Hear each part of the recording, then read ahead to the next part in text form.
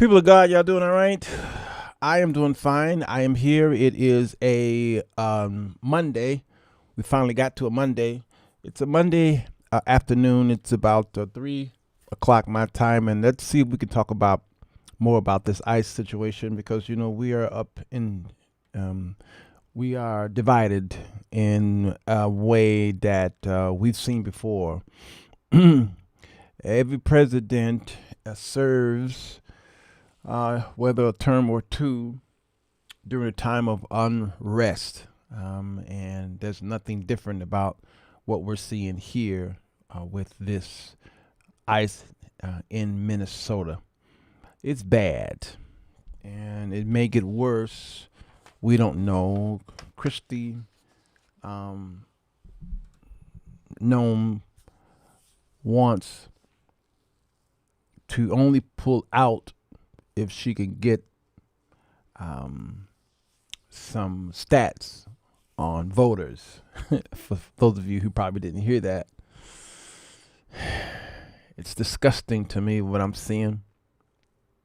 Let's talk about it in 60. You good. Don't stop it. Bass.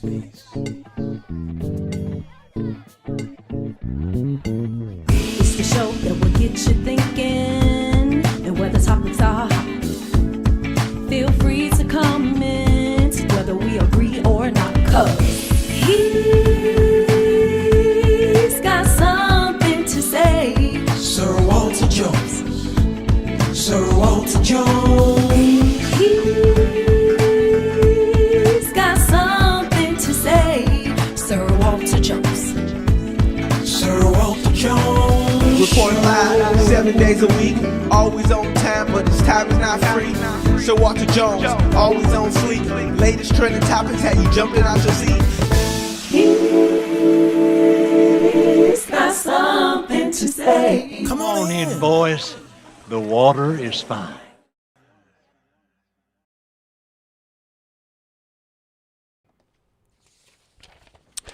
Hey everybody, Sirwalterj Jones show. I'm here. It is the midday connection, baby.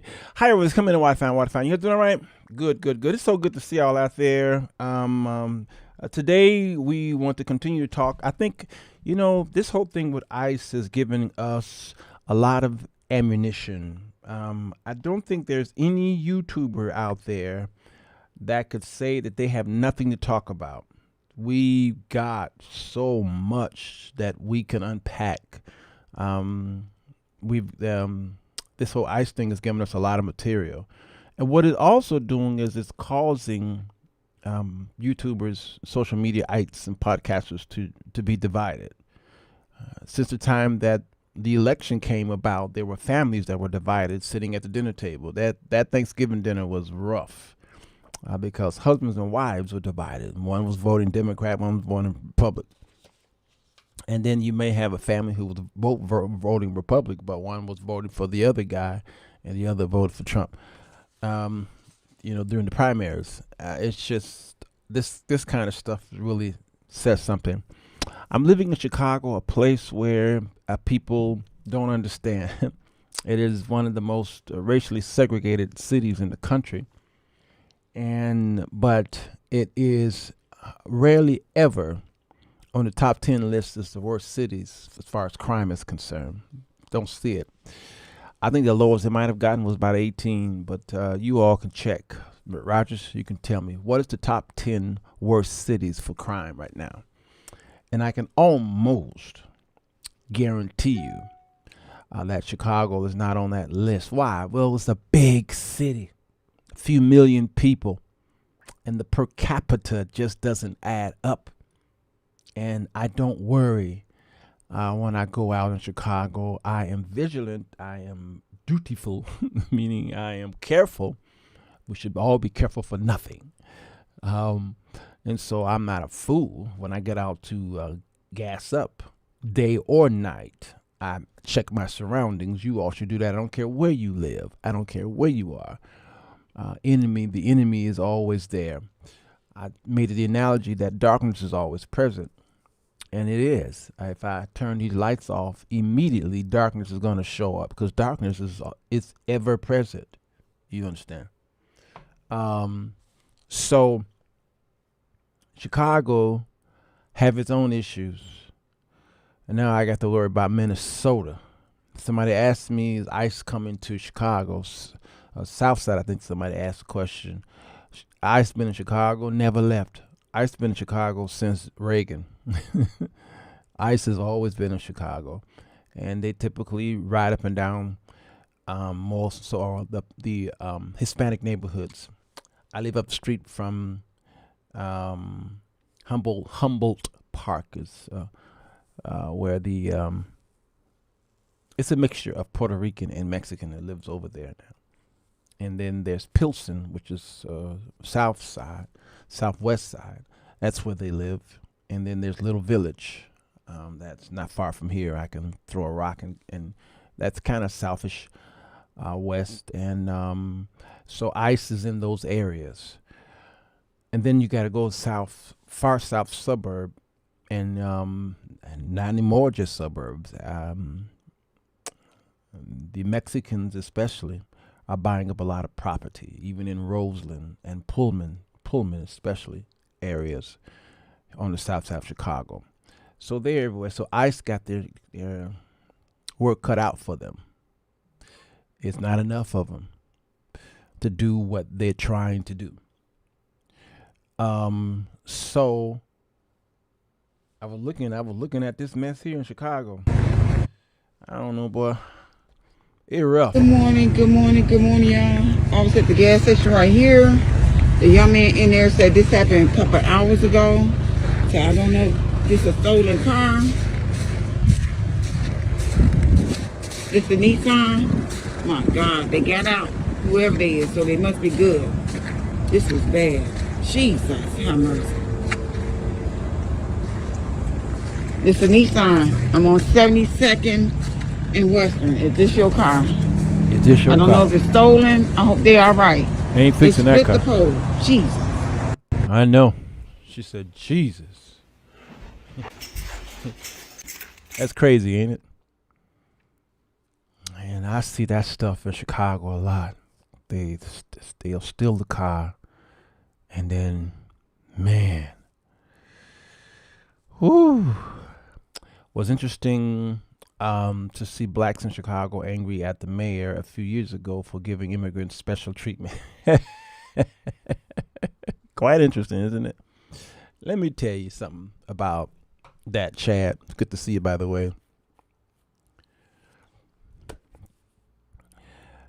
Black people disturb me just as much as white folks. Because you all are very choicy in your anger. It disturbs me. I have been talking about this for the 11 years I've been on this show. You all disturb me with your choice anger against something. The immigrants were shipped here from the South, like how you all got here from the South.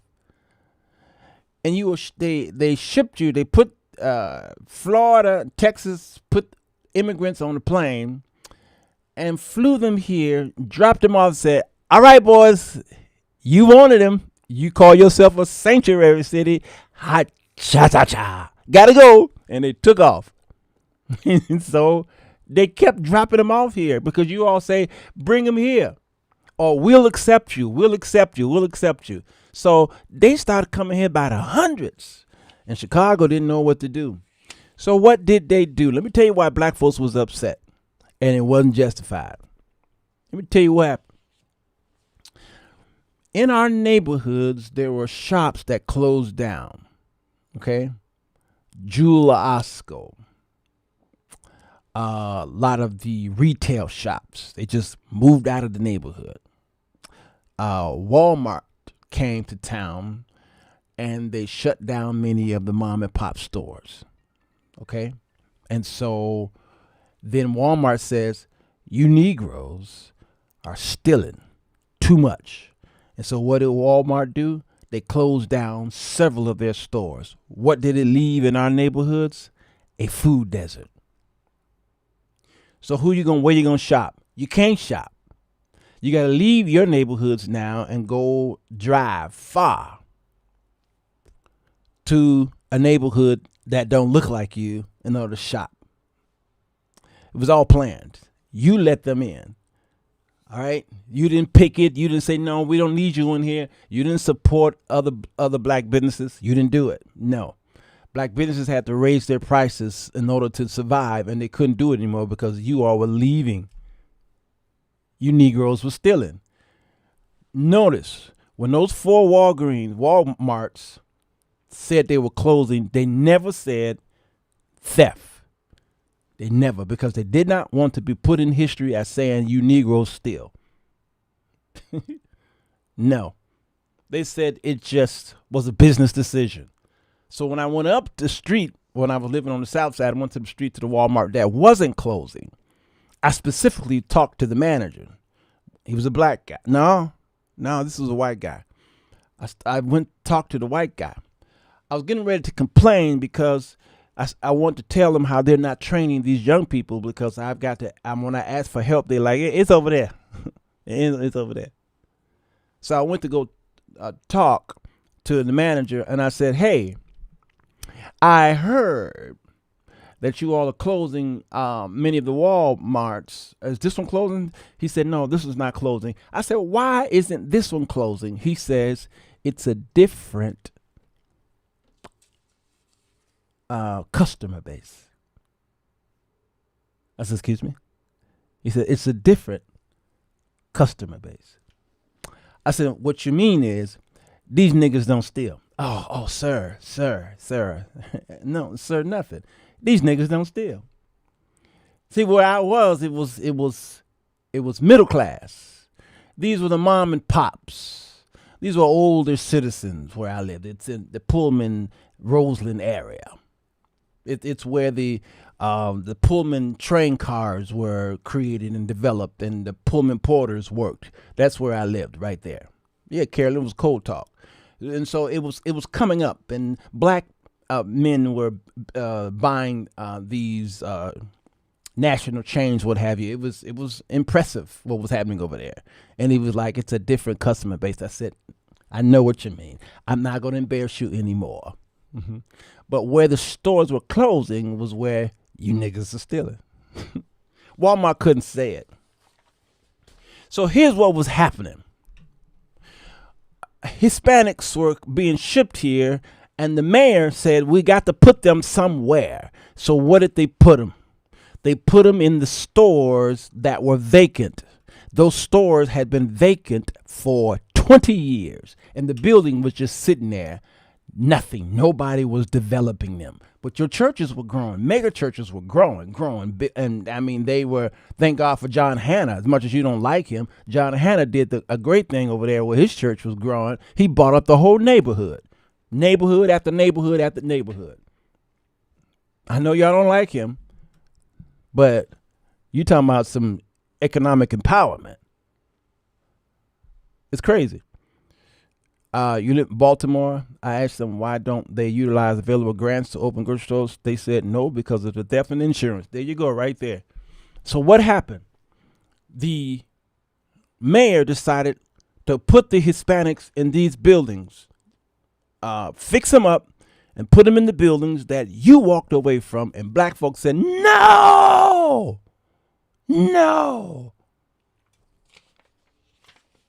And I said, boy, this is some hypocritical stuff right here. This is funny to me, because white folks was saying the same thing when we were moving here in the 60s. No!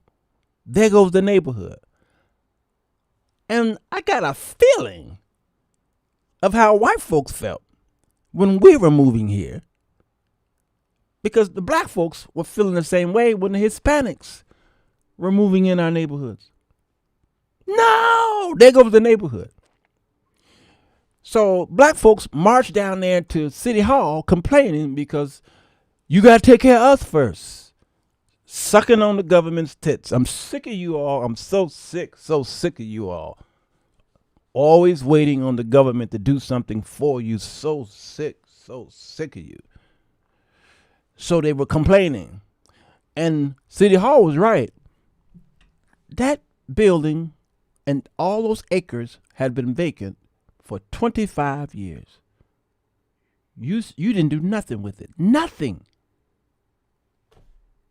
And now we can ready to do something with it, and you upset because we ain't helping you. So what happened? It never got developed because the people was complaining too much, and the city said, all right, well, let's continue to let it stay in. Black people, I love you with all my heart, my mind, my soul, my spirit, and all my might. I love you. I'll fight. I'll give my last to make sure that you have. But I'm just so sick of you and your choices of how you decide to be angry. It's really ridiculous. My former Moody Bible professor lives in South Side where he has a ministry, and the black folks are at odds with Hispanics at their I'm telling you, Jamila, it's crazy. 1975 maybe. The middle school, I was sitting in class. I had a white teacher. He did the morning weather. I forgot his name, but I have his picture around here somewhere. And then one day he decided to talk to his black students. This might have been 1975. And he said, let me tell y'all something. Look out the window. And we looked out the window. And he said, what you see right now won't be. He says, I don't know when it's going to happen. Now, I've told this story on this channel for many years. I've told this story. He said, I don't know when it's going to happen. He says, but my people, the white man, is going to move back over here. You're going to see a lot of, if you're still here, he says, we're coming back. This was 1975-ish. I can find out the date if I look at my old pictures. And I'm scratching my head. I'm like, that can't happen. There's no white people in this neighborhood. We chased them all out. When I moved here in 66, there was three white folks left. There were three left. And the only reason why the two left is because somebody burned their house down. It's only a couple doors from me. They burned it down, and one white man held on as tight as he could. All right? And he says, we're coming back because we live in the suburbs, and we're tired of driving from the suburbs in traffic to come back to work downtown and in the city. He says, so we're moving back. He says, I don't know when it's happening, but you got to get ready. And I said, okay, white man. So what we learning today? That was around 1975-ish. It took 10, 15, 20, 25 years. It was around 1991-ish, something like that. One white family moved in. And I said, wow, how bold to move in a neighborhood like this, all black. This was during a time when they were still shooting, there was still gang warfare going on here, and my neighborhood was in shambles. I said, how bold. It took 10 years for that one white family to quadruple. I moved out off the block in 2004, I believe it was. Yeah, 2004. That same white man and his family was still. 2004, I moved off the block. I moved to South Dakota with more white folks and Native Americans. I came back, got a house on the south side, and then I came back here to visit my parents. And I made a mistake and drove down a side street, and I saw all these factories that used to be factories. I thought they were still factories. They were not. You know what they were? Them white folks quietly, no fuss, Put no signs up, no ads in the paper. Quietly started remodeling those factories.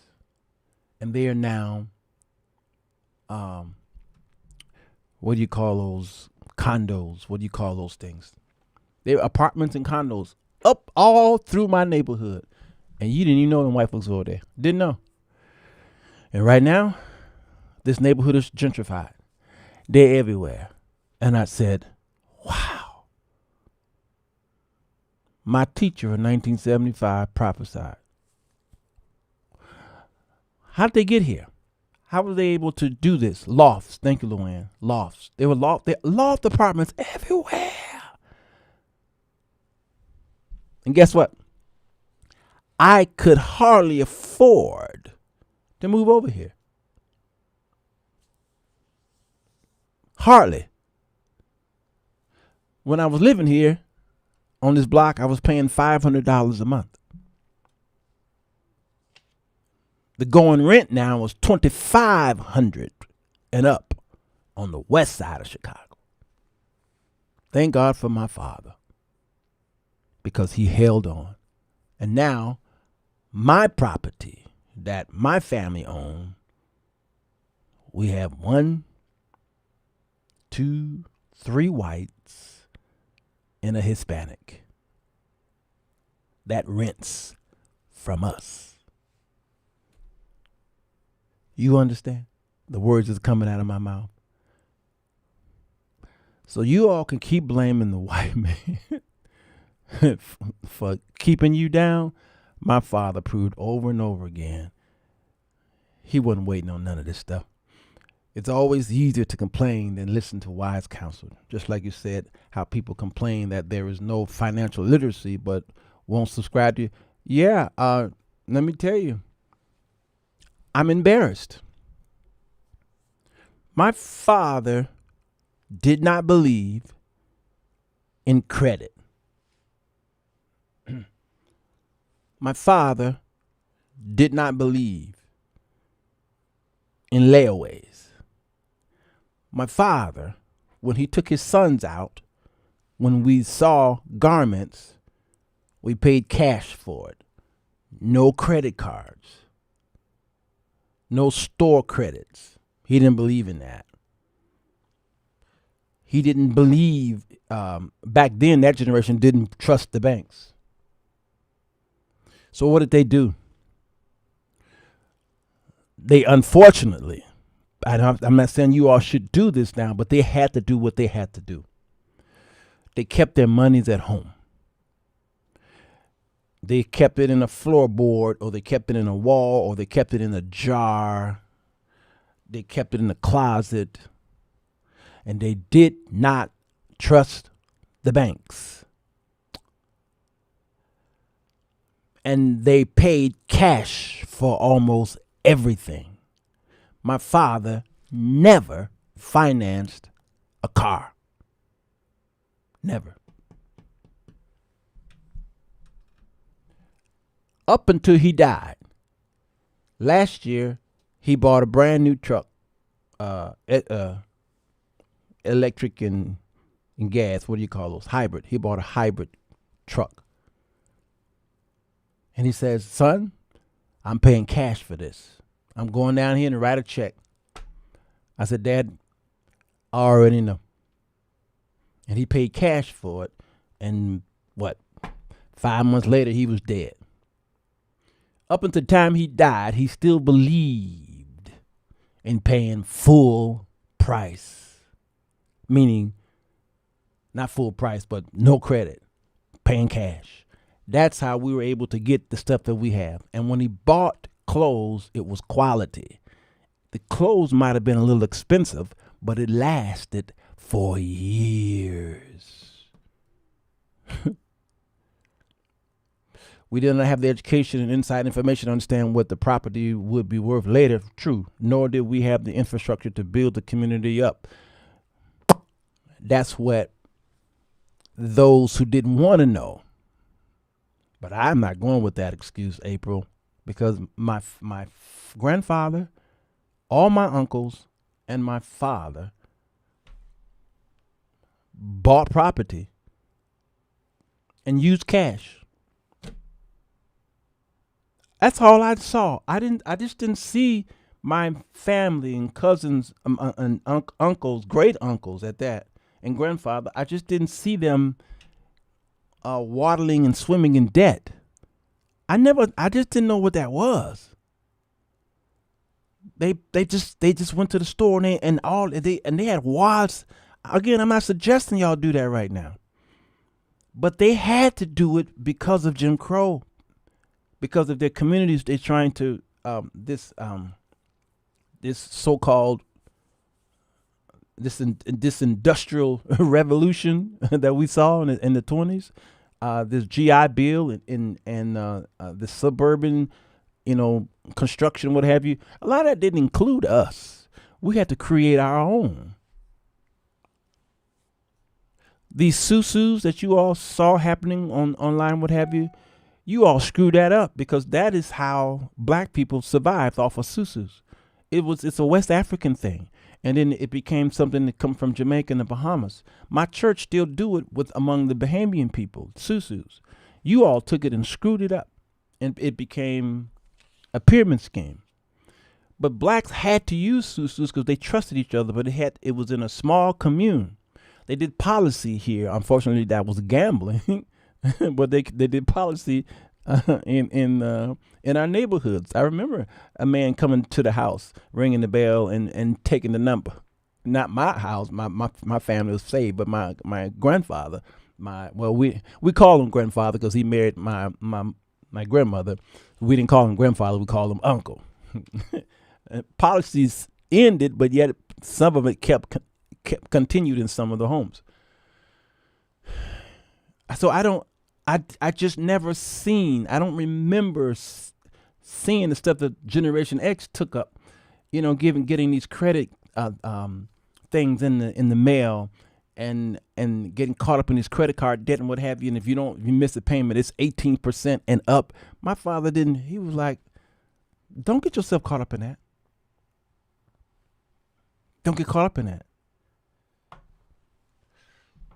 He said, "Pay cash for that, so you will never have to worry about it again. And if you can't afford, if you have to buy it on time, you can't afford it." That was his thing. I do susus between my business account. Come on, the whole man speak. I love it. I love it. We screwed up what, Janae?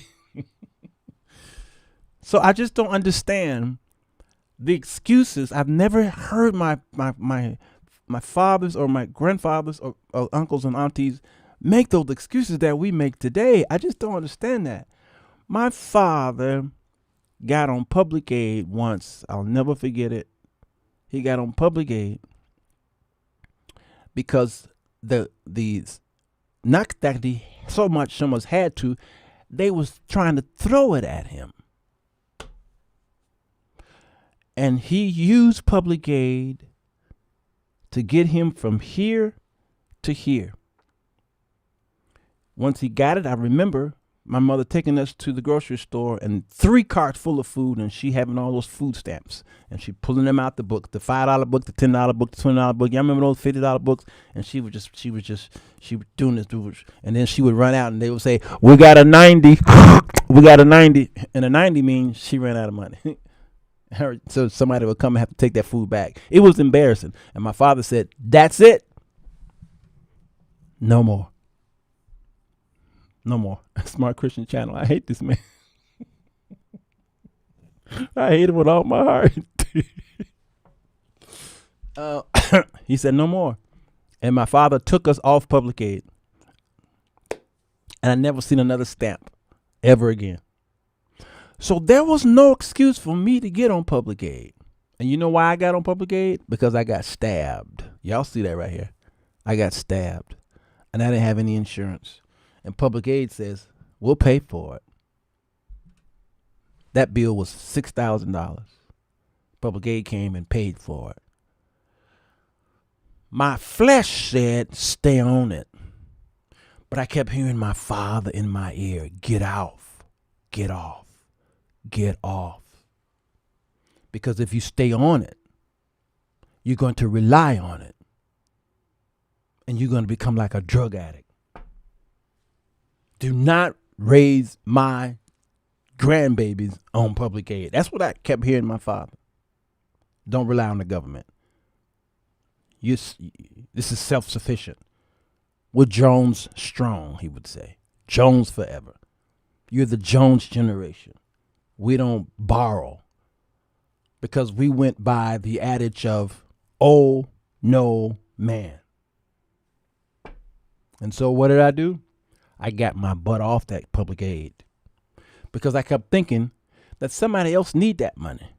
And so if I stay on this, I might be blocking somebody else from being able to get on it temporarily. So I got off of it and I worked by the sweat of my brow. I went to school. I went to business school. And I was able to get hired right away at a CPA firm. And I worked like a fool so that I won't have to get on public aid. Never got on it again. I kept hearing my father in my ear. So when I would go to the store, I didn't say, can I get store credit? No. I still, to this day, I don't want store credit. When I get all these free ads for credit cards, I say no. Absolutely not. I'll pay cash for it.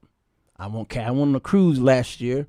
I wasn't going, but they say if you put how much down, $100 down. I can't remember how many dollars down, and then you could pay it off over time. I said no.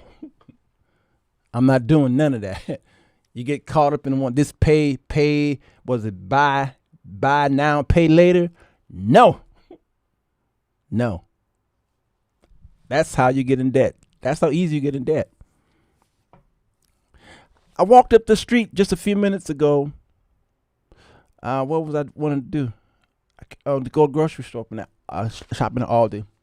And my stomach was growling. And my flesh said, just pick up something, Walter. Just pick up something from the neighborhood. Oh, wow. Kojic? Chad Kojic. Lord have mercy. I knew there was something wrong with you, Chad. He's Kojic. I do not shop in my neighborhood at Greasy Spoons unless it is an African-American owned restaurant, like a soul food restaurant. I don't shop at like J&J's, Popeyes, what's the Subway sandwiches, Subways. Those are not my people. It might be good for the economy when you shop there because it's good for the economy of the neighborhood, but it doesn't really help me. It doesn't lower my rent. It doesn't lower my mortgage. It doesn't make my school better. You understand? So economy, it boosts the economy, but it doesn't really benefit me directly. I just don't see it benefit me. And number two, it's not healthy for my body. It's just garbage. So as I was walking up and down my neighborhood, I saw currency exchanges, payday loans, title loans. And I said, here is where the impoverished live. Here is where they live. Because I remember my friends having to ask me to cash their checks, endorse it over to me because they did not have bank accounts. And every time I would get to a situation where people were struggling like that, I would thank my father. Dad, I thank you. For what? I just thank you. It's a shame that my friends laughed at us in the 70s because we had to come in the house before the street lights came on, and we were inside the house while my friends stayed out all night long. And I remember my nose pressing against the window pane, looking at my friends ride their bikes, and it's 12 o'clock midnight. They out there just having a great time, and we inside having to just sit there and watch the late show. If it was a Friday, obviously, because during the week we had to be in the bed. Sitting there watching Johnny Carson. Can't go outside. We were upset, but we did not understand. It wasn't until we got old enough, we started getting these little side jobs, what have you, and we moved out of the house and we got older, we started to bump into our friends who were outside all night long when we were coming up. My brother Rodney, myself, Larry, and myself started our YouTube channels, what have you. We built a community, and we went to a 40th year school, high school reunion, and we walked in there. We saw our friends, and our friends looked like they were in their 80s. Chad, you already know. You know I'm going to play that, right? You know I'm already play that. It's 10 o'clock. My friends looked like they were in their 80s. Those were the same friends that were outside, and their parents told them, stay how long as you want to. And we would ask, where's so-and-so? Oh, he dead. Where's so-and-so? Oh, he dead. Where's so-and-so? Well, he almost dead. Where's so-and-so? He in prison. Huh? And then they would look at us and say, you all almost look like you did when you were in high school.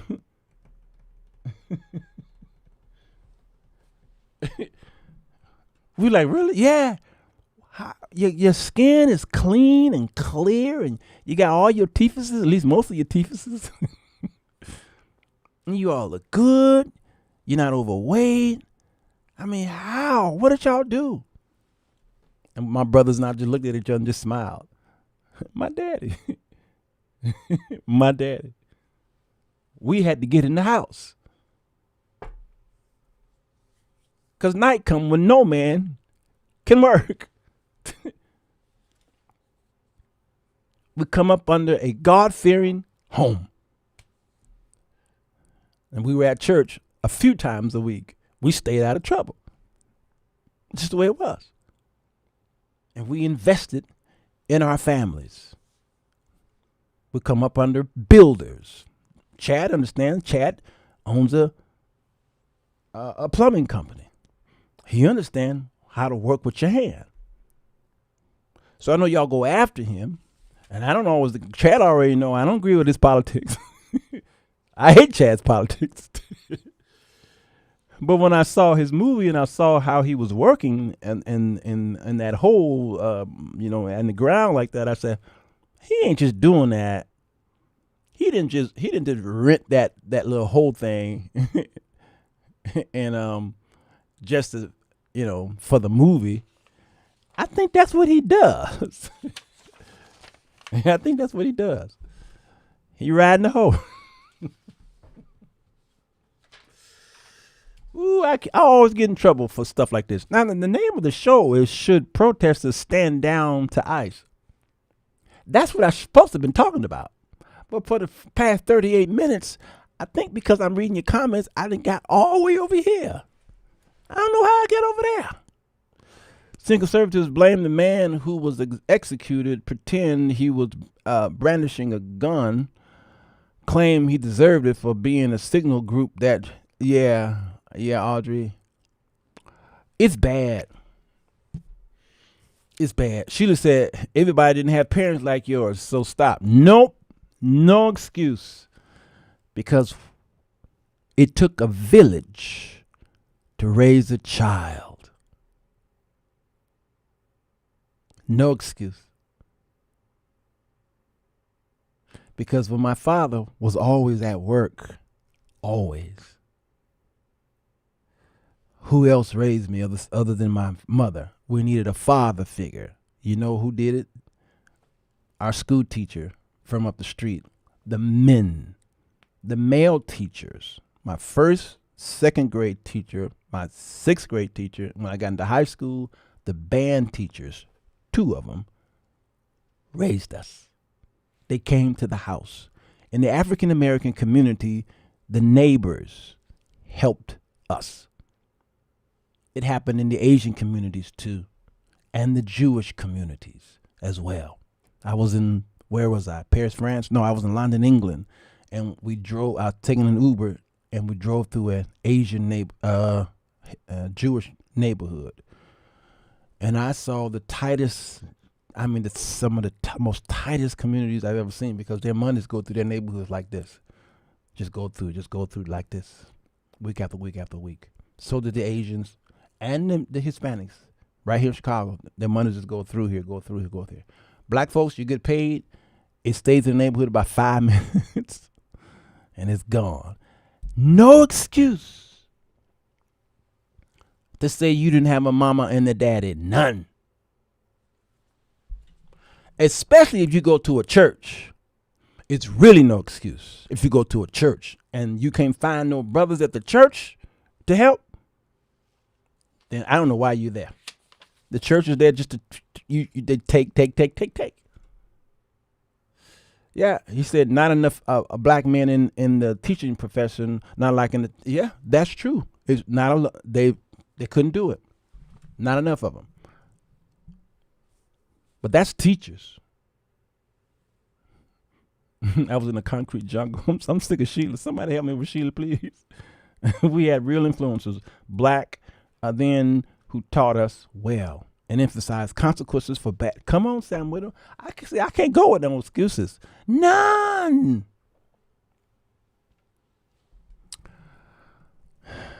Listen, y'all. I hate what ICE is doing. I really hate it. ICE is doing what their boss is telling them to do. I can guarantee you there are some ICE agents who don't feel right at all. Can I say this? I believe in my heart of hearts, because I've talked to police officers who were in the midst of situations that got out of control, and they were, what they call it, this guilt by association. A bad cop shoots a guy, and the good cop is there, and he's like, oh, God. And then he sees that now the cops are trying to cover it up, and now he's like, what do I do? I wish I didn't go to work today. I believe that there are some ICE agents who don't want to go to work today. You all are killing in characteristic wise. You want to spit on every ICE agent you see. I can't do it. I just can't. I can't. Because I bumped into too many police here on the street, because Chicago police was hated. Most of them are still hated, but they were hated. I remember back in the day when some of these shootings were happening. Oh, they were so hated. And when I would see them, and if I saw them in the store, I would stop and talk to them and would pray for them right in the store. And if I saw them standing in the line getting ready to get something to eat, I would pay for the tab. If they were in a restaurant and I knew they were police, I would pay for the tab. And I would say, thank you for your service. And you can see their countenance change. I started going to the beat meetings. You see, black people and church folks, especially, you all, church folks, you all are the worst. The city hate your guts. You buy this property. You don't help the neighborhood where the church is in residence. You're loud. You take up all the parking. And then you go home. And then when a tornado, a hurricane, a tsunami, what have you, come, you lock your doors and don't use it as a refuge, as a food pantry, or nothing. They hate you.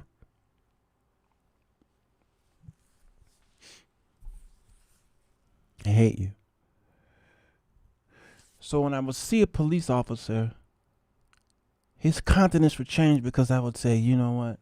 I got to just assume that you're one of the good ones. You did the same thing, Grace Church? So I was in Memphis for the convocation and stayed at the hotel there. And I just paid for their meals. So there are ICE agents who are trying to get home to their families, and they are trying to pay their bills. Unfortunately, they're in a gang,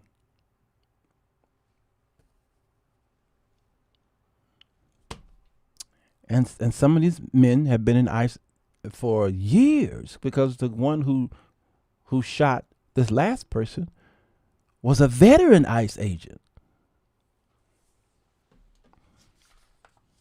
Now, I can't speak for him, but I can only imagine the stress being police or ICE.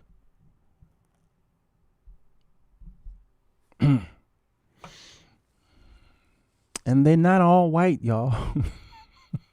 They're not all white. The ICE agents are not all white. And they put on masks, and I get it. So I do not want to be the guy that you all beat up because I'm trying to be the adult in the room.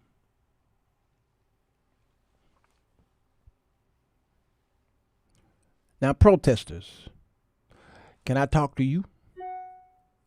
Protesters, should you stand down?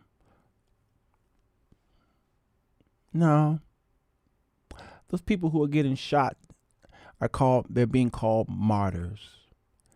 I would not have been that bold if I was that woman in that car blocking traffic and then sped off like that. That was not a good thing to do. It lost her life. Not a good thing. The brother who was trying to protect the woman, I believe he was doing the right thing, trying to protect this woman. But here's the thing. There's a thin line between getting involved in an investigation or hold up or whatever you call it. There's just a thin line. And I can't really speak to what happened that day because I don't know. All I know is that man lost his life.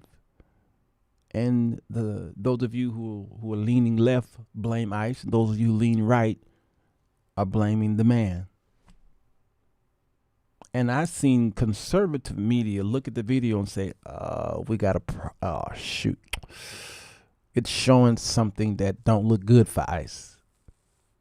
I've seen 3 angles. And it's not. The angles don't look good for ICE. But here's the thing. ICE don't care because the government will protect ICE no matter what. I remember here in Chicago, Mayor Daley gave a shoot to kill order.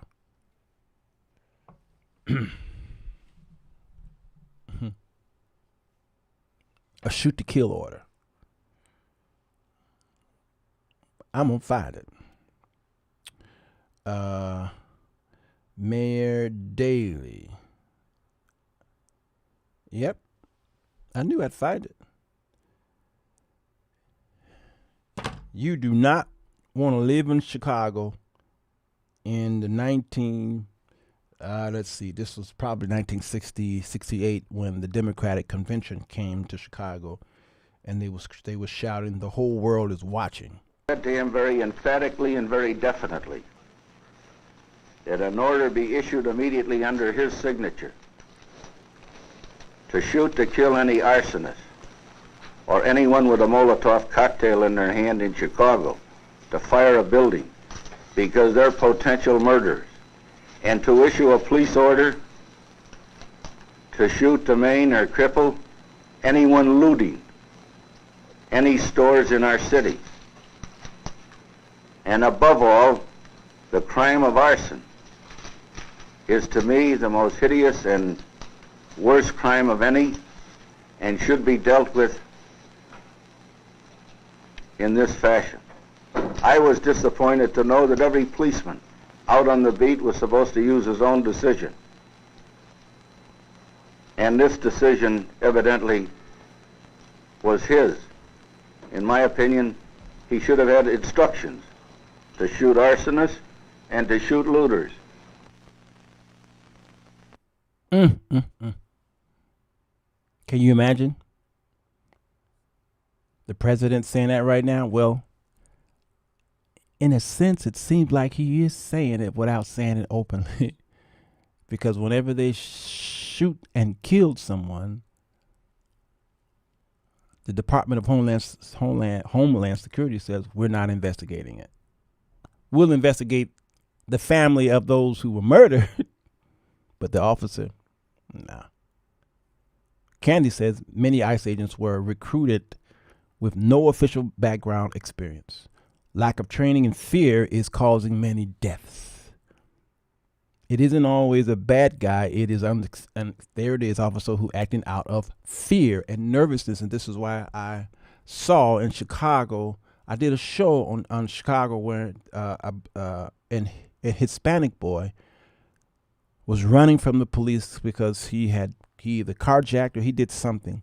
And he was running from the police and he ran in the alley. And the police was running after him. And they cornered the boy and the boy pulled out his weapon. We see it on the video. The boy pulled out his weapon. And the cop shot him. Pow! And he fell dead. The cop saw what he did. And the cop fell to the ground and cried. Candy's right. He was like, no, I told him to drop his weapon. I told him. And his boys came over there to console him. And my heart went out to the police officer, not that boy who got shot. Although I did feel some kind of way because now there's a funeral happening. This is going on all over America. When a police have to use his weapon to kill somebody, you think that he's the worst thing known to man. No, in many cases, like Candy said, it's fear, it's nervousness. Sometimes it's lack of training. Sometimes it's just justified. That boy was taking his weapon out to kill the cop. So if he had killed the cop, there would not have been an uprising. There would not have been marching in Chicago. Not a one. But the cop was defending himself so that he can go home to his family, and that boy got shot, and everybody was marching in the streets. This is the boop that I can't stand with you black folks. I just can't take it. Y'all are bipolar. Remember this little fool right here? I work at that business. I am at that business, sir. Back that way from my people, man. A 17-year-old from Remember that little boy right there? Y'all remember that fool right there, right? Y'all remember that jerk right there? The little boy. Mr. Rosenbaum. Remember him? Mr. Rosenbaum was now running from my right side. And I was cornered from in front of me with Mr. Zeminski. And there were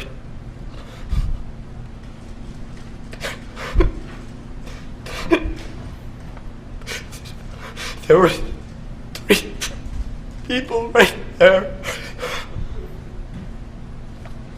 Take a deep breath, pal.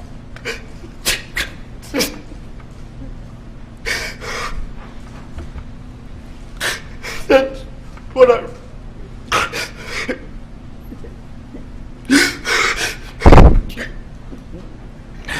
That's what I run. We're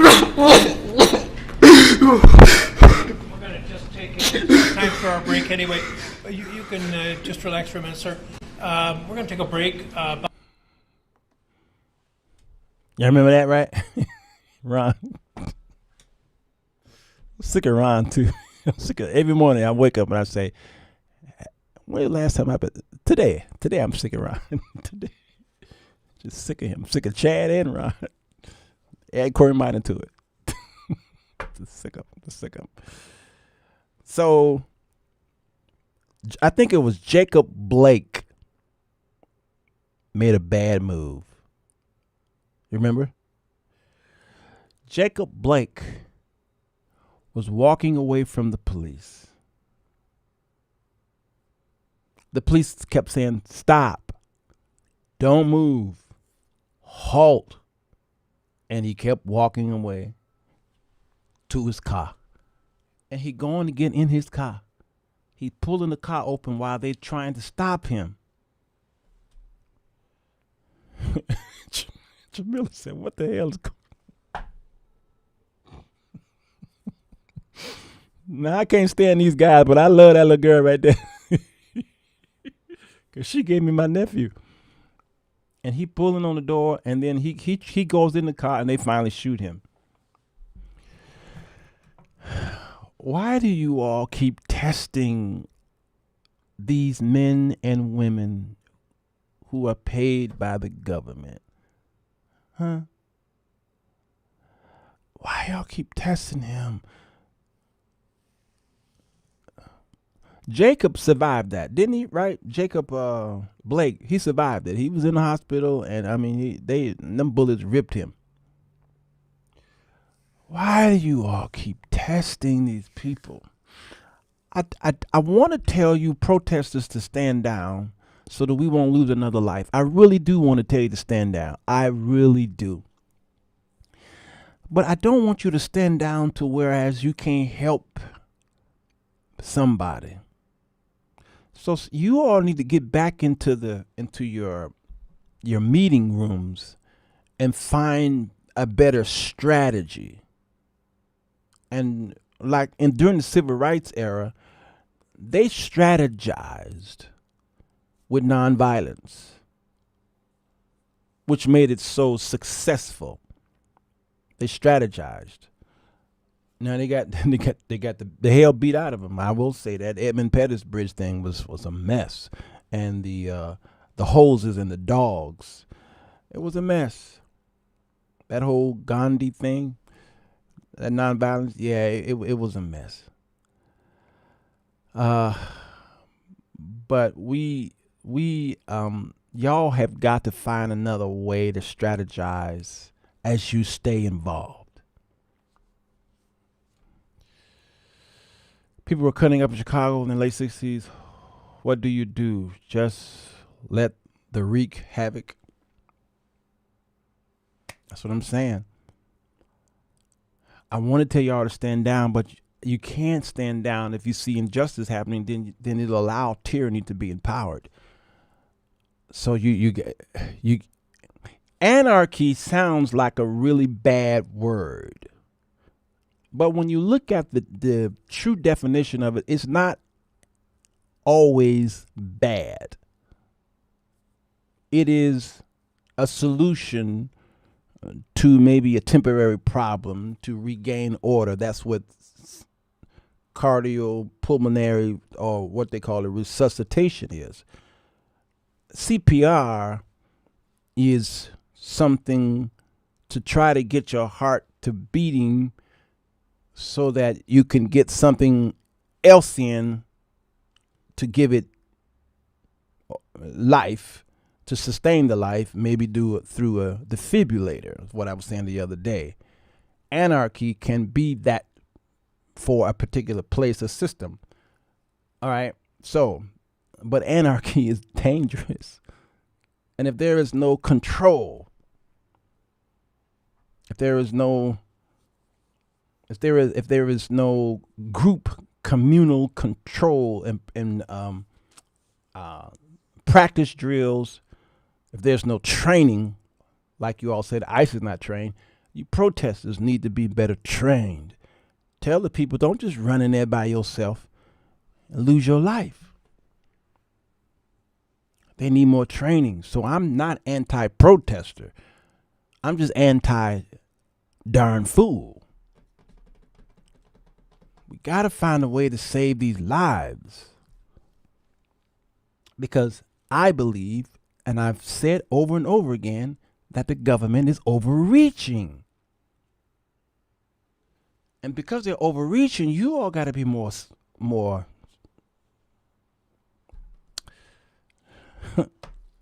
controlled. You got to be trained better than this, because this is out of control. That's why black people ain't out there like that. Yeah. And let me tell you, Jamila, white folks are realizing the struggle. After this last killing, they like, oh,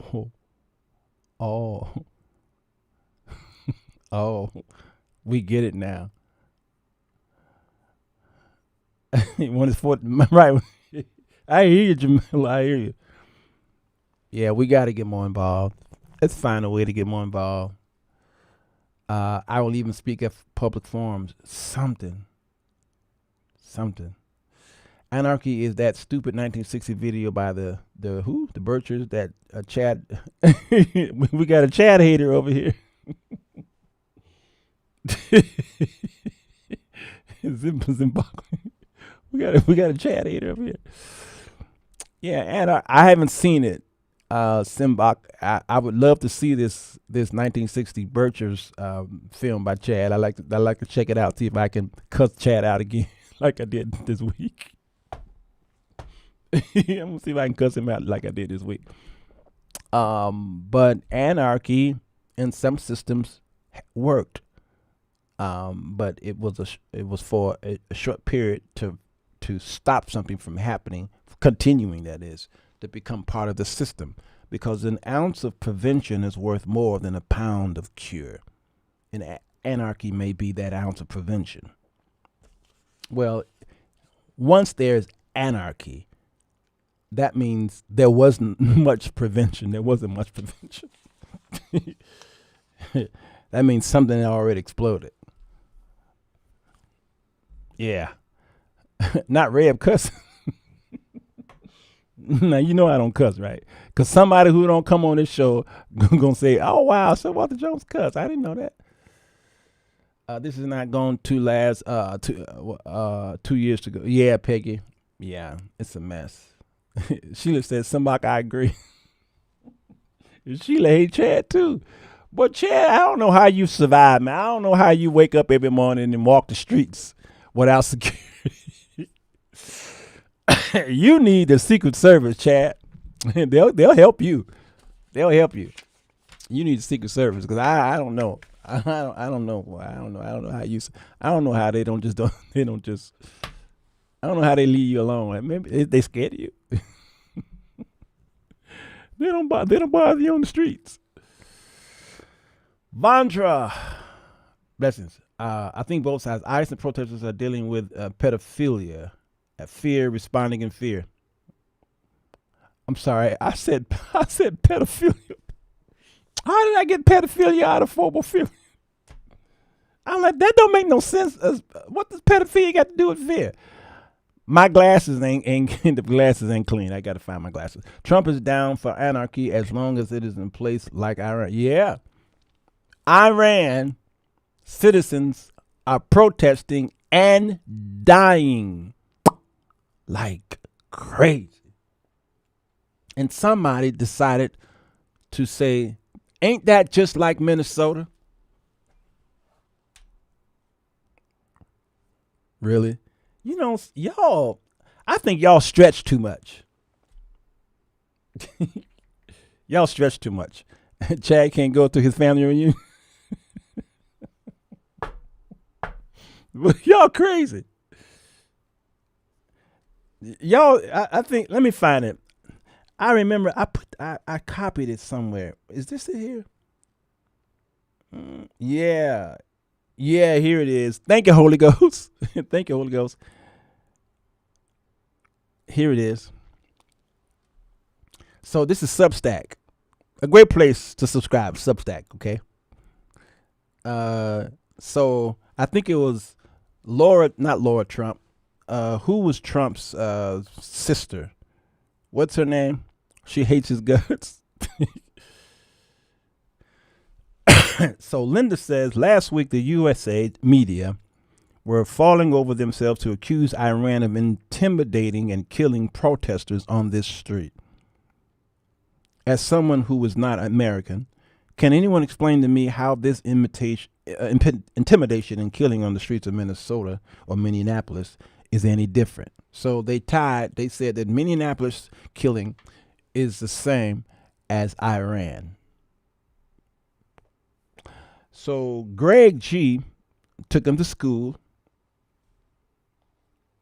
said it's different because the two people who were killed by ICE went there to interfere and violently antagonize ICE. Driving a car at anyone is textbook assault with a deadly weapon. Yeah, Mary Trump, his niece. Thank you, Elaine. Elaine, boy, I tell you, on the greatest fact checker we got. Even during movie night, she fact checks me.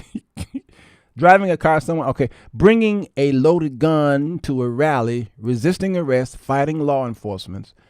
More facts pending. Isn't a peaceful protest. Iran, on the other hand, is arresting and executing people solely because they disagree with the government. That's different. Oh, my God. And trust me, Greg got beat up for that as much as Linda did for her comment. The civil rights movement was successful as far as pushing legislative, not just because of protesting alone, but that the government was in on it. The NAACP was regular in the White. They were. I finally agreed with Chad. He's right. Absolutely right. The woman was typically when somebody lose their life or when someone takes someone's life, their personal life come on the scene. And people were focusing more on her lesbian life than her killing. The fact that she had a wife. And then they went after the wife. And they focused more on her immoral life. So the video shows her speeding away from ICE, not trying to run over ICE. It depends on how you are looking at it and which side of your worldview comes out. And she's trying to run away from ICE. And the brother got upset, many are saying, and he shot in her window. And the video, as you look closer, seemed to show that she was not trying to run over nobody. She was trying to get out of there. Well, depending on what side you sleep on, which enemy you eat with, you didn't see that. You didn't see that.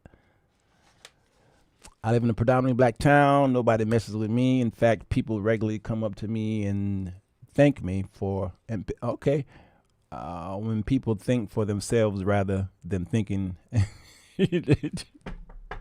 All right, Chad. Yeah, I hear you. I hear you on that. So your worldview dictates how you see everything. Everything. I said that on the show the other day. I said, and let me shut it down. It's an hour and 8 minutes. I said that people, when they go into the booth, I heard Barack Obama say this. I remember this. 2000, when did he come in? 2008. I remember him saying this while he was running. He said that, and I had been saying it for years, and when he said it, I said, that black man is smart. I still ain't voting for him, but he sure is smart. That he said that we bring our religion to the voting booths. And he's right. This is way before a MAGA even happened. I believe if it wasn't for a Barack Obama, there would not be a Donald Trump. I'll always say that because based off of the book that I'm still writing, I go deeper into the details on why Barack Obama gave birth to Donald Trump. 8 years, there was a child who only knew a black face in the White House for 8 long years. That is a developmental stage for a typical child. It's 8 years. This is why you really got to look deep into our society and find out how I could make a projection of what's going to happen in history 10, 15, 20 years from now because of the things that are being birthed and developed now will come into fruition and speak later. And those that are being born now will be the voting block for later. And how we influence them now will be how they vote later. This is how I always see it. And there was a movie called American History X. One of the greatest scenes, I think, in movie history is when the father is sitting at the table with his family having dinner. Yeah, I remember this scene. What is the actor's name? I see him. He's a young man. He played in the movie Primal Fear. And he was sitting at the table with his father. His brother was sitting there. His sister and his mother was there. And the father was like, "So, son, how's school?" "School is fine." "What are you learning?" He says, there's a class that I really like. What is it? He said, it's African American history. The father, like, "Excuse me? Who's teaching that?" He said, "It's my gym teacher." I think he said, a gym teacher. He said, and I really like him. I'm really learning so much. And the father was like, "Bull." It's some bull crap. And he started talking about blacks and whites and why he needs to be careful of that kind of teaching and Marxism and all this anti-white stuff, and, stuff that Chad talks about all the time. Y'all know Chad, the one who live in the black neighborhood. And Norton, I think his name is Norton, Ed Norton, is that his name? The actor? And he's listening to his father, and the father said, "Do you understand?" "Oh, yeah, no, I understand, but he's such a good guy. I'm learning so much. You get this teaching, pass the class, and throw that out of your mind. It's bull, S-H-I-T. "No, I understand. Do you hear me? It's bull, S-H-I-T. Yeah, no, I get it. And then the movie fast forwards to the boy is now a man, and he's bald headed, and he has tattoos, swastikas. And I said, wow, what a great scene. Great scene. What they were trying to tell us is that hatred is indoctrinated at the dinner table. You see, children don't know the difference between black or white or Hispanic. They see a kid that don't look like him, they're like, "Oh, I want to play with him." So the parent have to tell the kid, "You can't play with that nigga." "But why? That's my best friend." "Not no more." You see, there was 8 long years of a black man sitting in the executive branch. And I heard y'all's best friend, Oprah and her Winfrey, say, the best way to get rid of these old racist folks is you just got to wait till they die. Oprah don't typically say much smart things. She typically, her and Gail, spend their time trying to kill the black man. But when she said that, I said, I have been thinking that. I've been saying that for years. The only way is to wait for this fool to die. But here's the thing. You can't wait till they die, because while they're dying, they are pouring into this child hatred.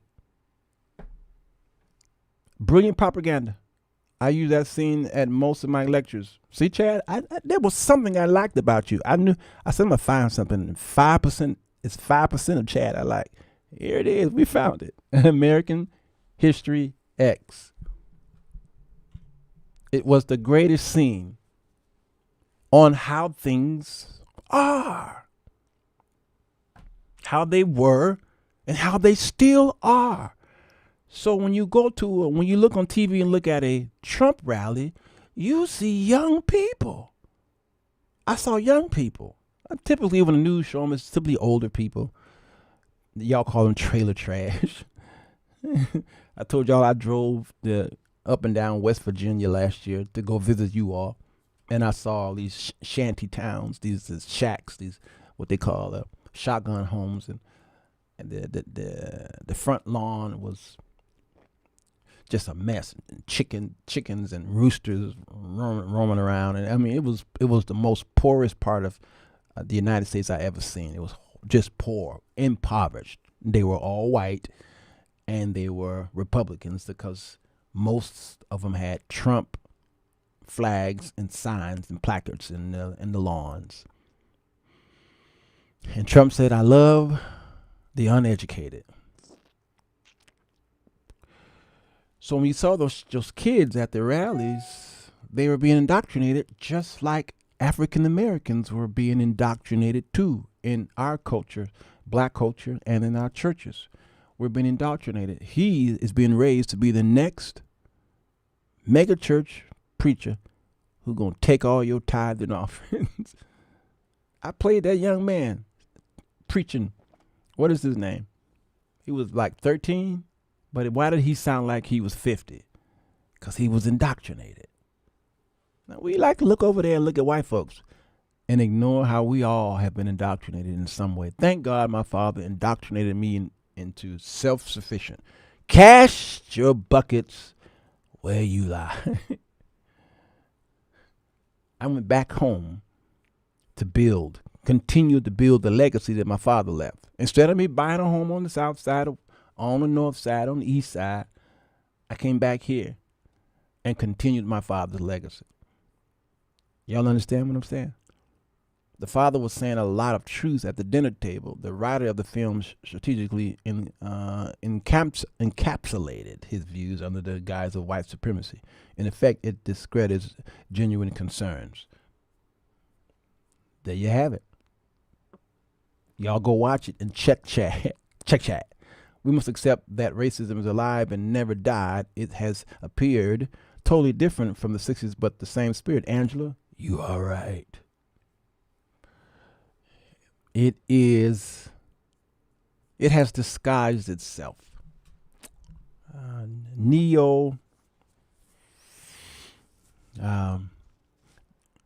Imperialism is one thing, but neo-imperialism, what's the word? I'm looking for the other word, is different because trying to imperialize, it's actually what's called neo-colonialism, I think that's the word, is another way and it's more effective. I'm not a fan of Trump. He's just another politician. I voted against her than for him. What did I tell y'all? Do y'all remember when I did the Chad and Squire fight a couple days ago? And I said Squire is fighting Chad more than he is trying to protect the ideology that he's in. You remember when I said that? And it sounded like Chad was doing the same thing. Well, Chad just proved my point that many people on the right, Republicans, voted for Trump not because they like Trump. They voted against Kamala.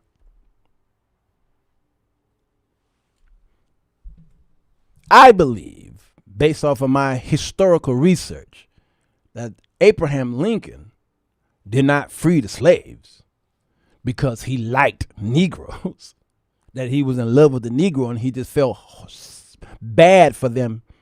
He said, out of his own words, his own writings, his own receipts, is that if he could save the Union and keep the slaves, the Union is worth more than a slave's body.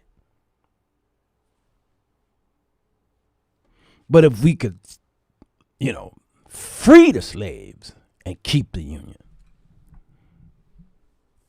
So he wasn't fighting against slavery. He was fighting to keep the Union together.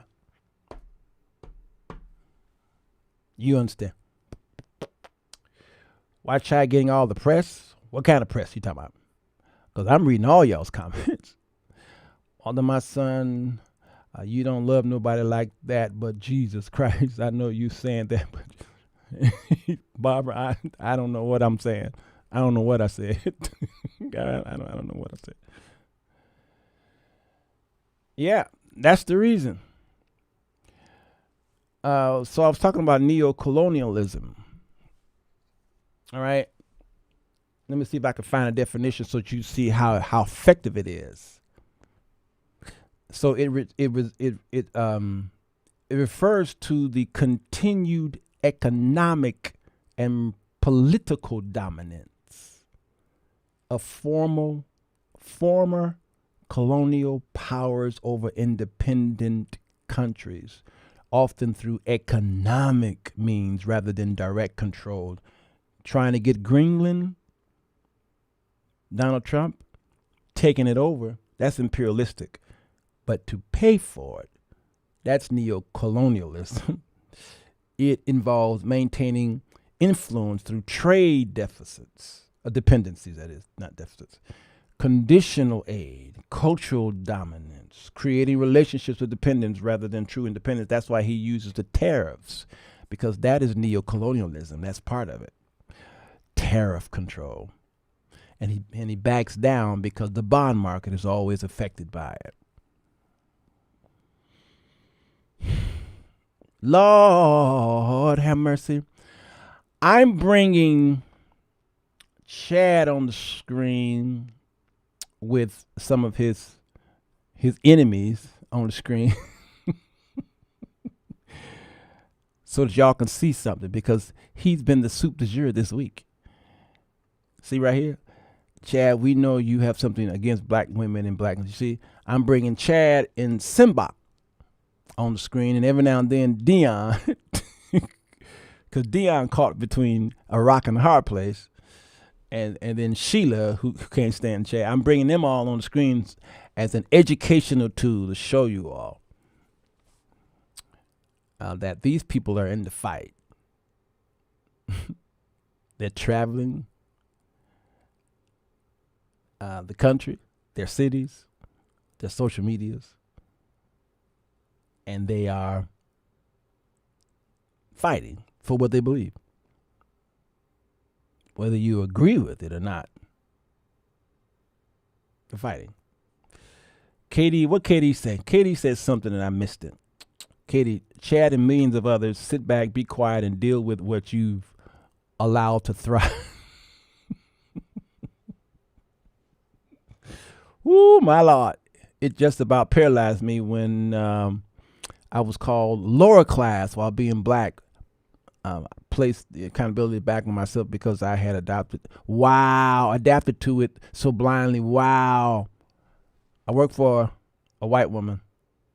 I remember this was in the 90s, early 90s, late 80s, early 90s. And I remember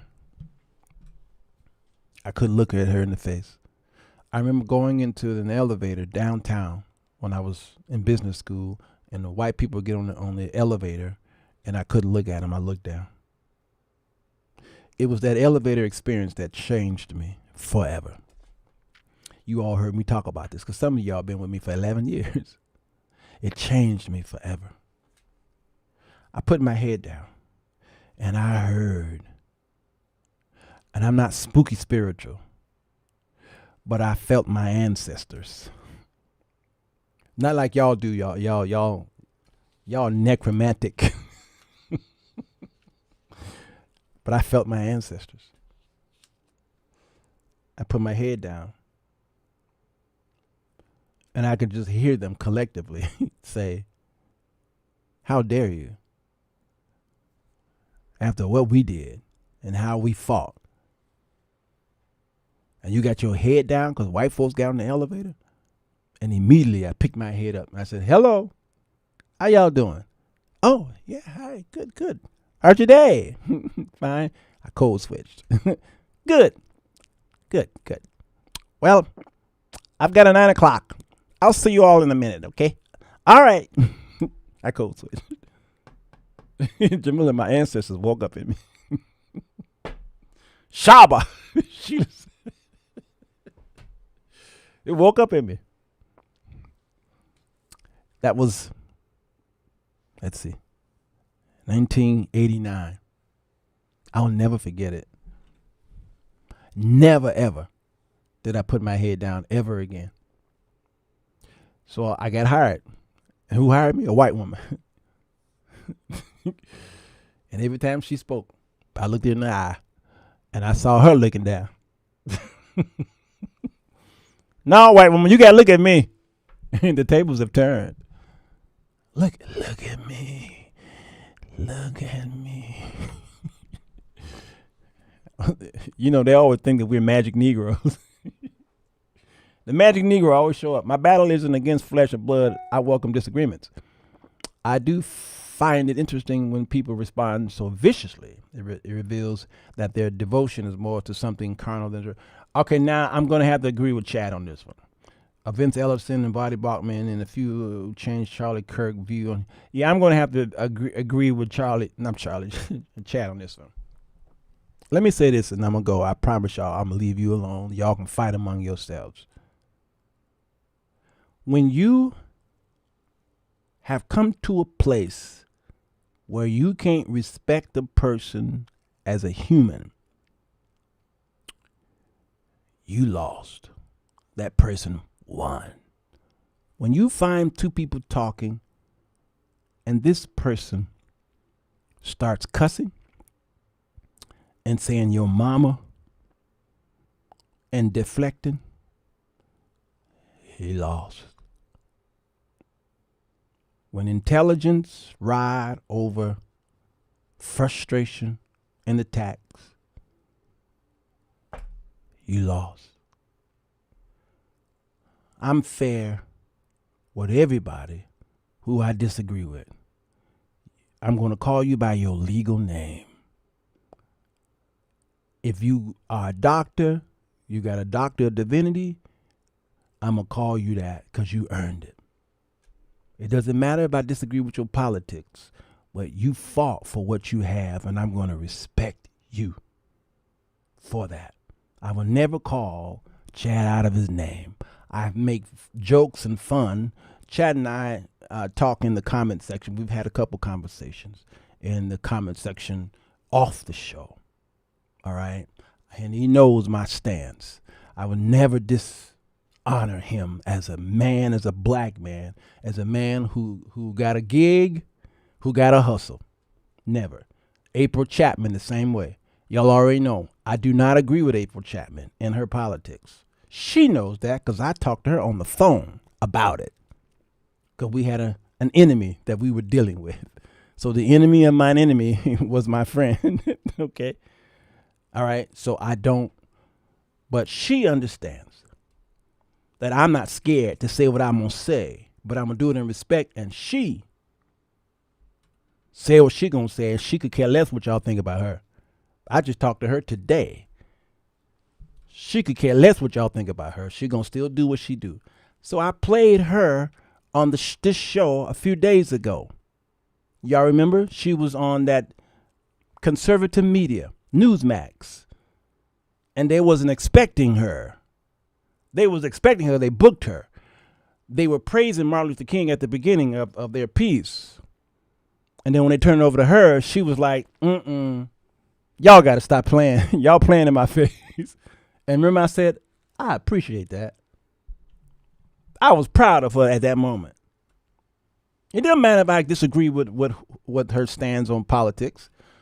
But I'm always respectful for people. When I know they're speaking what I feel is the truth, then I say, hey, speak. So do not disrespect somebody because you disagree with them. You lose every time. And not only are you losing, you're losing in front of everybody. You lose in front of everybody. They see that you're losing. Your mama, well, you lost. You mother, boop, well, you lost.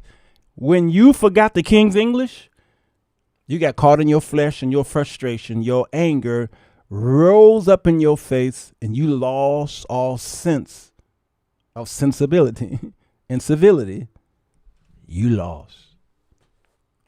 And I could not take you with me to travel around the world to talk to a dying soul, because your emotion going to get involved and you're going to lose that soul. So let the man fight for what he believes, no matter what he say. If he's doing it in a respectful, intelligent manner, let him fight for it. And then you do the same thing in kind. You understand? Never let him see you sweat. Even the devil knew that in Matthew chapter 4 when he was talking to Jesus. Jesus was hungry. He had fasted a long time and he was weak. And guess who shows up? Satan. To tempt him. And he kept taking him up to a higher place. Remember that? Who got angry? Not one of them. None of them. They didn't get angry. They weren't yelling and screaming. Jesus wasn't saying, "Loose here, I bind you, devil." None of that. You know what they were doing?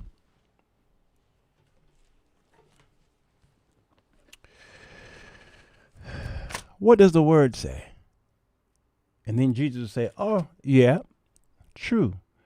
But the word also says, and Satan was like, okay, let's go upstairs. Okay, I'll go with you. And he took him and showed him a great place, and he used the scripture. And then Jesus said, "Yeah, but the scripture also say." Look at what it say. It say, "Then was Jesus led up of the Spirit into the wilderness to be tempted of the devil." Guess who led him there? The Holy Spirit led him there to be tempted. You need to blame Holy Spirit for putting you in a situation to test you. You say you got faith? That's why James say, "You got faith? Show me your work. Bust a move." And when he had fasted 40 days and 40 nights, he was after hungry. And when the tempter came to him, he said, "If thou be the Son of God, command that these stones be made bread." Satan know who you are. He said, "Oh, so you say you Layla? Okay, Layla. Hey, Mary. Okay, Mary. You say you that? You say you a mother. You got 2 children and a husband. Okay, if you say you a mother." But he answered and said, "It is written." What? That's what Jesus said. Hey, bro, it is written. Man shall not live by bread alone, but by every word that proceeded out of the mouth. Then the devil take him up he took him upstairs. Where he at? Him upstairs. Lord have mercy. I notice all they are saying about Chad is this Chad. He never responded to them, much less with negative. Yep, that's it, my brother Rutherford. How you gonna hate Chad so much, but yet he's showing that he's more of a gentleman than you are? That's crazy. Then the devil took him up and said, "If thou be the Son of God, cast down the..." And then Jesus said, "It is written."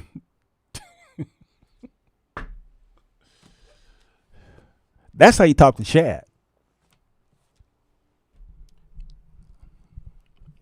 When the expert of the law went to Jesus and asked him a question, you know what Jesus said to the expert of the law? He said, "What does the law say?"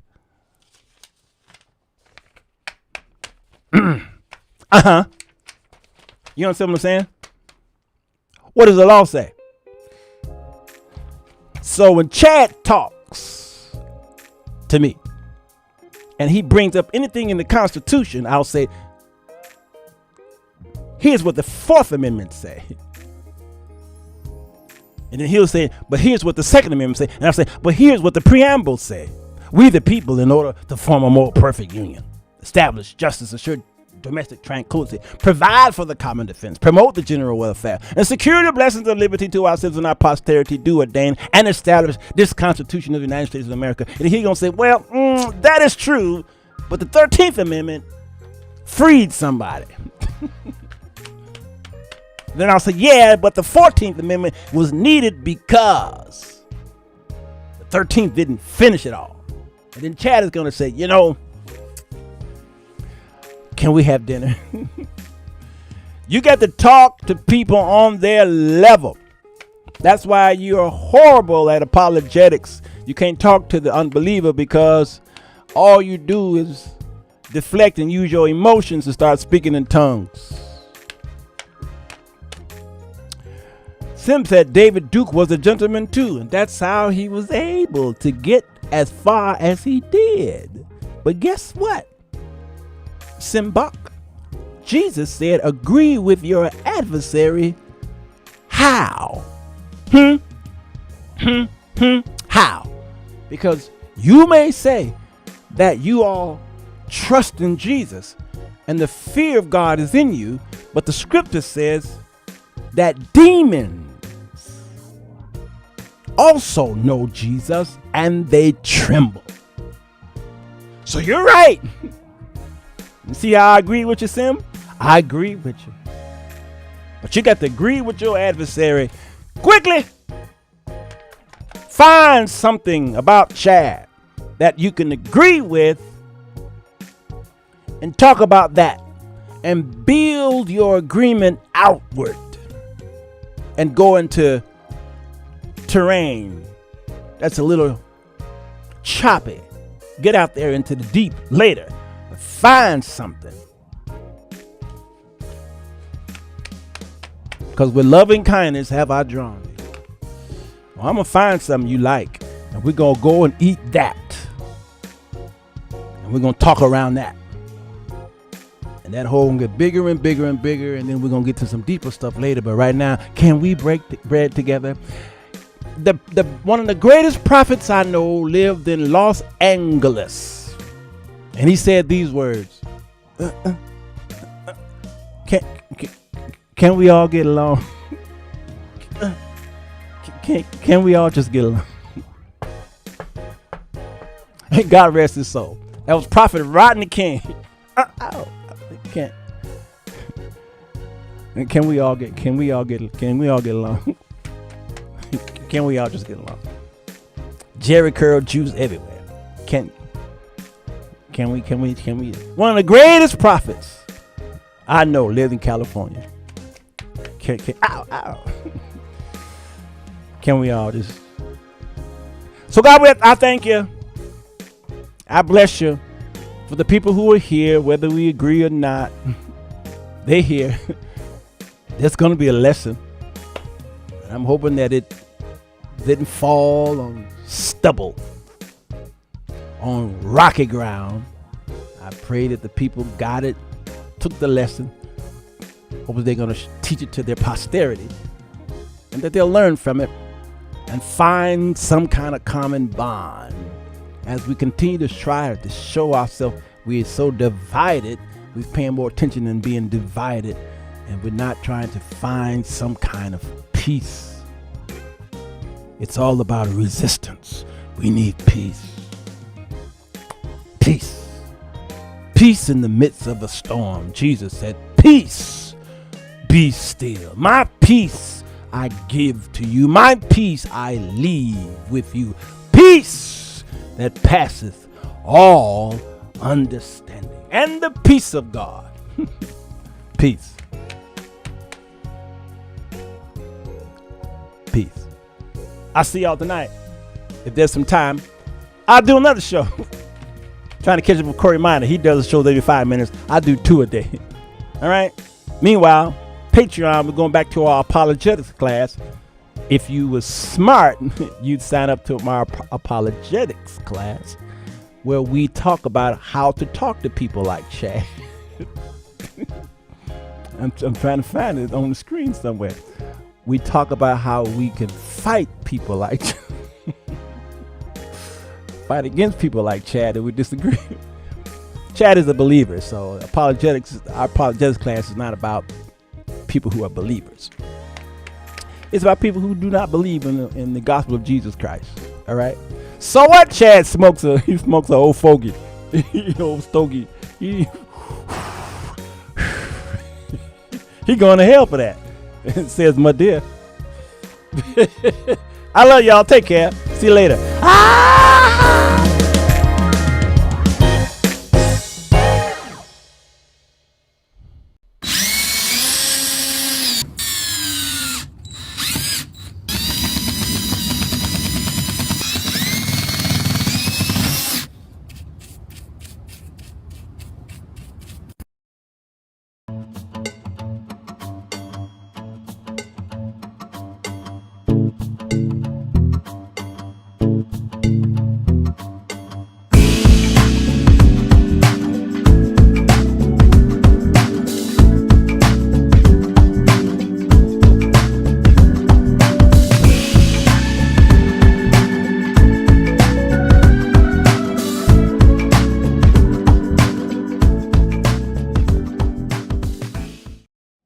Fellas, does it seem like you can't get a good woman?